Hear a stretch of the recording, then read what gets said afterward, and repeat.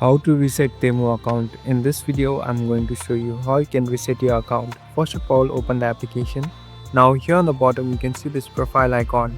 Tap on your profile icon. Here on the right hand side, you'll be able to see settings. Tap on settings. Now on the first option, we can see account security. Tap on account security. So there is no features such as resetting account.